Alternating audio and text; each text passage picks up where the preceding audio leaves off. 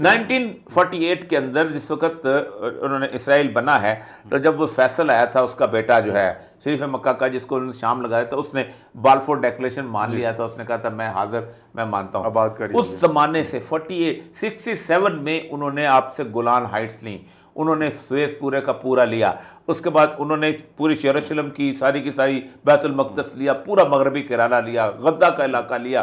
اس کے بعد 71 کی وار آئی. 71 کی وار جو ہے اس کے اندر انور السادات نے سویز واپس لیا. 71 اس کے بعد حزب اللہ کی 2006 کی جنگ آئی جس کے اندر بیروت تباہ ہوا، اور انہوں نے اسرائیلی بھی طلبی وغیرہ وہاں پر. لیکن اتنی کنٹینیوٹی 2 سال کی جنگ کبھی اسرائیل کی نہیں رہی جتنی حماس کی رہی. 7 اکتوبر کو جب جنگ شروع ہوئی ہے آج تک ختم نہیں ہوئی. اسرائیل اور ایران کی جنگ ہو رہی تھی، وہاں بچے مر رہے تھے.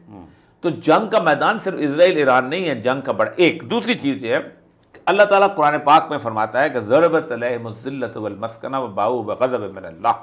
ٹھیک ہے کہ تم پر ہم نے اے یہودیوں تم پر ہم نے ذلت اور مسکنت مسلط کر دی ہے اور تم پر اللہ کا غضب ہے، لیکن 2 وجہ سے تم قوت میں آؤ گے، حبل من اللہ و حبل من الناس.